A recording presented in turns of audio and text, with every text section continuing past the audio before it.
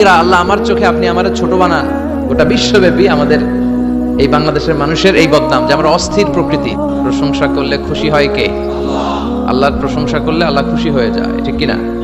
আর শয়তান বেজার হয়ে যায়। আমরা কার খুশি চাই নাকি শয়তানের? শয়তান যত কষ্ট পায় তত আমরা খুশি। কথা বলেন। শয়তান এই পৃথিবীতে সবচেয়ে বেশি মাজলুল হয়েছিল, অপদস্থ অপমানিত হয়েছিল দুইটা দিনে। এক হচ্ছে বদরের দিনে সে সবচেয়ে বেশি অপমানিত হয়েছিল।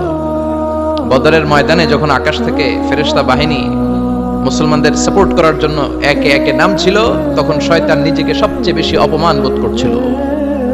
আর দ্বিতীয়ত শয়তান সবচেয়ে বেশি লাঞ্ছিত হয় যখন আরাফাতের ময়দানে আল্লাহ তাআলা লক্ষ লক্ষ বান্দাকে ক্ষমার ঘোষণা দেয়। সুবহানাল্লাহ কইবেন না? খায়রু আইয়ামিল আরদ, পৃথিবীর সবচাইতে শ্রেষ্ঠ দিন কোন দিন? আরাফার দিন। এই দিনে বান্দা কেঁদে কেঁদে আল্লাহর কাছে নিজের সবগুলো গুনাহ খাতার কথা ঘোষণা দেয় যে আল্লাহ আমি পাপী, আমার চেয়ে বড় পাপী নাই, এই পাপ ওই পাপ আমরা করেছি, একটার পর একটা পাপের ঘোষণা দেয়। আর আল্লাহ এত খুশি হতে থাকে, সব শেষে আরাফার দিনের সূর্য ডোবার আগেই আল্লাহ আরাফার ময়দানের হাজীদেরকে মাফ করার ঘোষণা দিয়ে দেয়।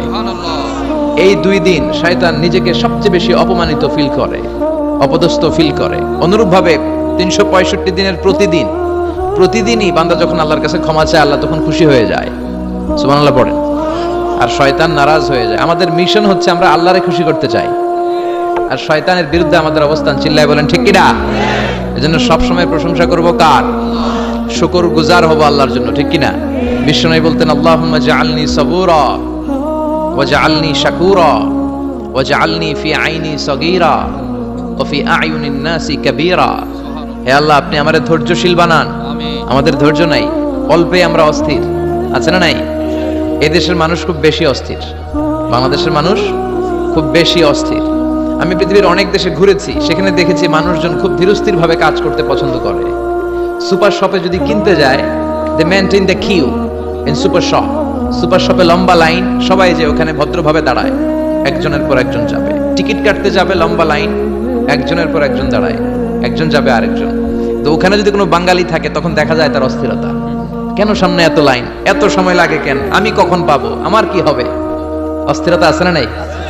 মানে সে পারে না সামনে সবাইকে ডিঙ্গিয়ে আগে যে টাকা পে করবে, আগে যে টিকিট কাটবে। এই অস্থিরতা আমাদের কমাইতে হবে, ধৈর্যশীল হতে হবে। গোটা বিশ্বব্যাপী আমাদের এই বাংলাদেশের মানুষের এই বদনাম যে আমরা অস্থির প্রকৃতির। আমরা ঠান্ডা মাথায় ভাবি না, ঠান্ডা মাথায় ভাবতে হবে, ধৈর্যশীল হতে হবে। ইন্নামাস সাবরু ইনদা সাদামাতিল উলা।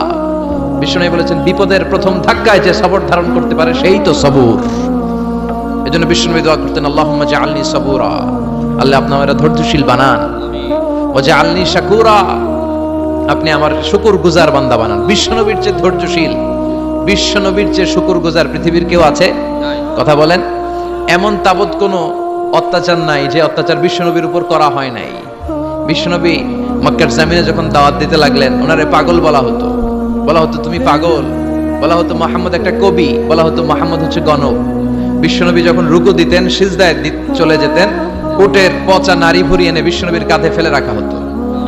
বিশ্বনবীর গলার মধ্যে রশি ধরে টান দেয়া হতো। কয়েকবার বিশ্বনবীর এই ঘাড়ের এই চামড়া ছিঁড়ে গিয়েছে, একবার চাদর টান দেওয়ার কারণে, আরেকবার রশি টান দেওয়ার কারণে। বিশ্বনবী কিছুই বলেন নাই, ক্ষমা করে দিয়েছেন।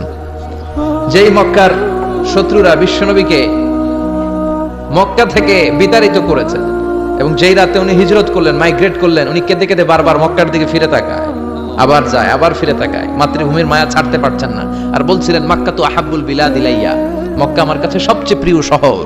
লাউলা উখরিজতু লামা খরাজতু মিনহা, আমারে যদি বের করে না দেয়া হতো এই শহর থেকে, আমি কোনোদিন এই শহর থেকে বেরোতাম না। এত ভালোবাসতেন বিশ্বনবী মাক্কাতুল মুকাররমাকে। ধৈর্যশীল ছিলেন। এত অত্যাচার অনাচারের পরে যখন মক্কা বিজয়ের ক্ষণ আসলো, এই মক্কাকে বিশ্বনবীর করতলগত করে দিল কে? ফাতে মক্কা হলো। বিশ্বনবী চাইলে পিষে পিষে প্রতিটা কাফের মুশরিককে শেষ করে দিতে পারতেন, ঠিক কিনা? কিন্তু বিশ্বনবী বললেন লা তাসরিবা আলাইকুমুল ইয়াউম ইযহাবু আনতুমুত তুলাকা। কোনো রিভেঞ্জ চলবে না আজকে, কোনো প্রতিশোধ নাই।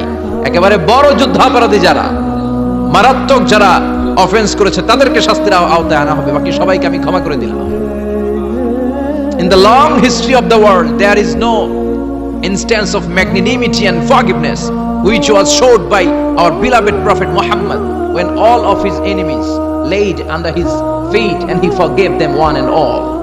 পৃথিবীর ইতিহাসে এরকম নজির কোথাও পাওয়া যায় না, যাকে এত অত্যাচার করে বিতাড়িত করা হয়েছে, নির্বাসন দেওয়া হয়েছে, হিজরতে বাধ্য করা হয়েছে। তিনি যখন ওই শহরকে আবার বিজয় করলেন, কাউকে আঘাত করলেন না, আগুন জ্বালিয়ে শহরটাকে জ্বালিয়ে দিলেন না, ওদের বংশকে নির্বংশ করলেন না, বরং মুচকে হেসে উনি বললেন, যাও ক্ষমা করে দিলাম। কি ধৈর্যশীল ছিলেন। আবার দোয়াও করতেন, আল্লাহুম্মা জাআলনি সাবুরা, আল্লাহ আপনি আমার ধৈর্য বাড়ায় দেন, ওয়া জাআলনি শাকুরা, আপনি আমার শুকরগুজার বানান, ওয়া জাআলনি ফি আইনি সাগীরা, আল্লাহ আমার চোখে আপনি আমারে ছোট বানান, ওয়া ফি আইয়ুনিন নাসি কাবীরা, আল্লাহ মানুষের চোখে আপনি আমারে বড় বানান। কি মানুষ ছিল, নিজের চোখে নিজে ছোট থাকতে চাইতেন। আমরা নিজের চোখে নিজের বড় মনে করি, এরকম ডাকাইত আছে না নাই? নিজেরাই নিজে মনে করে কত বড় সাহেব, লাট সাহেব। মান তাওয়াদাআ তারাফা, এটা হচ্ছে সুন্নাতুল্লাহি ফিল আরদ। মান তাওয়াদাআ তারাফা, যে নিচে নেমে থাকতে চায় আল্লাহ ওরে টেনে উপরে উঠায়, আর যে খালি উঠতে চায়, হিংসা করে অহংকার করে উপরে ঠেলতে চায়, ওরে নিচে নামায় দেয় কে? সাইয়েদনা আদমকে আল্লাহ বললেন, আদম সাল্লিমা আলা উলাইকা নাফার লাম্মা খালাকাল্লাহু আদামা ওয়া কানা তুলহু 60 যিরাআন। নিচে নেমে গেলে যে উপরে ওঠে, আর উপরে উঠতে চাইলে যে নিচে নামে। উদাহরণ দেখেন, আদম আলাইহিস সালামকে তৈরির পরে আল্লাহ বললেন, আদম সাল্লিমা আলা উলাইকা নাফার, এই ফেরেশতাদের সালাম দাও। কি দাও? সালাম দাও। কোনো প্রশ্ন নাই, আল্লাহ সালাম দিব কেন? ফেরেশতারা আমারে দিব না কেন? আমি আগে দিব কেন? কথা আছে কোনো? যেই সালাম দিলেন, সালাম দেওয়ার সাথে সাথে ওনার মর্যাদা বাড়িয়ে দিল কে? এত মর্যাদা বাড়ালেন যে নূরের ফেরেশতারা মাটির আদমকে সেজদা দিতে বাধ্য হয়েছে। চিৎকার করে বলেন ঠিক কিনা? তুমি মাটির আদমকে প্রথম সৃষ্টি করিয়া ঘোষণা করিয়া দিলে শ্রেষ্ঠ বলিয়া, তাই তো নূরের ফেরেশতা করে আদমকে সেজদা, সবার চেয়ে সম্মান দিলে মাটির আদমকে। আল্লাহু আল্লাহু পড়েন, আল্লাহু আল্লাহু তুমি জাল্লে জালালুহু, শেষ করা তো যায় না গে তোমার গুণগান। আল্লাহু আল্লাহু সুবহানাল্লাহ পড়েন। কি সম্মান আল্লাহ বাড়াই দিলেন। আল্লাহ বললেন, আদম আজকে থেকে তুমি আশরাফুল মাখলুকাত, তুমি খলিফাতুল্লাহ ফিল আরদ, তুমি পৃথিবীতে আমার খলিফা, ভাইস জেরেন্ট অফ আল্লাহ। আল্লাহর খলিফা, আল্লাহর আহকামগুলো পালনের জন্য ভাইস জেরেন্ট। চুরি করলে হাত কেটে দাও, কার আইন? এই কাজ আদম তুমি দুনিয়াতে যেয়ে করবে। জিনা করলে ডেথ পেনাল্টি, হেড অফ, শিরচ্ছেদ করে দাও, কার আইন? খলিফা হিসেবে মানুষ এসে করবে। মানুষকে আল্লাহ আশরাফুল মাখলুকাত বানিয়ে দিলেন, নিচু হয়েছে বড় বানিয়ে দিলেন। আর শয়তানের অবস্থা কি? শয়তানকে আল্লাহ বললেন সেজদা দে আদমকে।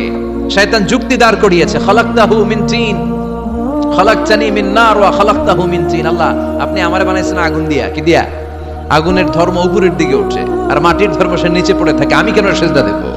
শয়তানকে চিরকালের জন্য ইবলিস মালউন, অভিশপ্ত আর জাহান্নামী হিসেবে ঘোষণা দিয়ে দিল কে? এজন্য আপনি ছোট থাকতে চাইবেন, আপনারে বড় বানাবে কে? আর আপনি নিজে যদি বলেন আমি বড়, থাপ্পড় মেরে আপনারে নিচে নামাই দিবে কে? এজন্য বিশ্বনবী দোয়ায় বলতেন, আল্লাহুম্মা জাআলনি সাবুরা ওয়া জাআলনি শাকুরা ওয়া জাআলনি ফি আইনি সাগীরা ওয়া ফি আয়ুনিন নাসি কাবীরা। ও আল্লাহ, আপনি আমারে ধৈর্যশীল বানান, আপনি আমারে শুকরগুজার বান্দা বানান, আমার চোখে আমারে আপনি ছোট বানান, মানুষের চোখে আপনি আমারে বড় বানান। সুবহানাল্লাহ পড়েন। এজন্য সবসময় শুকরগুজার থাকার চেষ্টা করতে হবে। রাজি আছেন তো? যে কোনো মুহূর্তে, যে কোনো পরিস্থিতিতে আমরা শুকরিয়া করব কার? চিল্লায় বলেন কার? আমরা যেন বেশি বেশি আল্লাহ তাআলার শুকরিয়া আদায় করতে পারি। আল্লাহ তুমি তৌফিক দাও। সবাই পড়ি আমিন।